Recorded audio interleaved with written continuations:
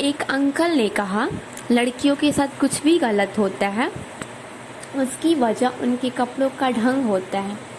एक अंकल ने मुझसे कहा, लड़कियों के साथ कुछ भी गलत हो तो उसकी वजह उनके कपड़ों के पहनने का ढंग होता है। अच्छा, मान लेते हैं दोष कपड़ों का होता है। अगर कपड़ों का दोष है तो उस लड़की ने तो जीन्स भी नहीं पहना था, उस बेचारी ने तो सलवार सूट पहन रखा था, वो भी दुपट्टे के साथ। और दूसरी तरफ एक बहन ने तो बुर्का डाल रखा था, फिर क्यों लगाया गया उसे हाथ? अगर कपड़ों का दोष है तो उस आंटी ने तो एक सिंपल सी साड़ी पहनी थी जो नॉर्मली हर औरत पहनती है, और तुमने उन्हें भी नहीं बख्शा, उनको भी छूने की कोशिश की जो तुम्हारे माँ की उम्र की हैं। क्यों, तुम्हारी कोई माँ नहीं है क्या? अगर कपड़ों का दोष है तो वो बेचारी तो हॉस्पिटल में एडमिट थी, उसने तो वही कपड़े पहना था जो हर मरीज को पहनना पड़ता है, और वो डॉक्टर जो उसका इलाज कर रहा था वो अपनी हद से पार ही हो गया। जो जान बचाने आया था वो खुद शिकारी हो गया।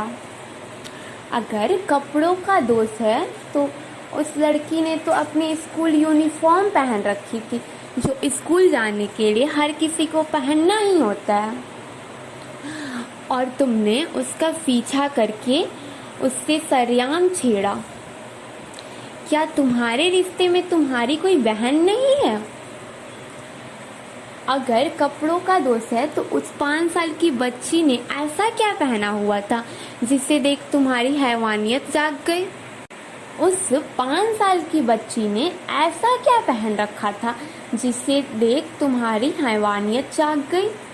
वो मासूम सी बच्ची तो घर से बाहर खेलने आई थी, तुमने तो अपनी घटिया निगाहों से उसे ऐसा घूरा वो सहम गई। और तुम लोग कहते हो दोस्त कपड़ों का है। नहीं, दोस्त तुम्हारा है, सिर्फ और सिर्फ तुम्हारा। दुनिया बेकार है, ये बात उस छोटी सी बच्ची को समझानी पड़ती है। दोस्त तुम्हारा है कि उनकी माँ उन्हें खेलने घर से बाहर नहीं जाने देती है। दोस्त तुम्हारा है कि उन पर पाबंदियाँ सिर्फ इस बात की लगाई जाती है कि वो लड़की हैं। दोस्त तुम्हारा है कि लड़कियां घर से बाहर कदम रखने पर भी डरती हैं। बस, अब और नहीं। अपने अंदर की इंसानियत को जगाओ जो बैठा है कहीं आँख मूंद कर तुम्हारे अंदर।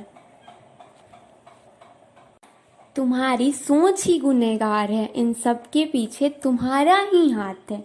अब उस सोच को मार दो, प्लीज, अब उस सोच को मार दो।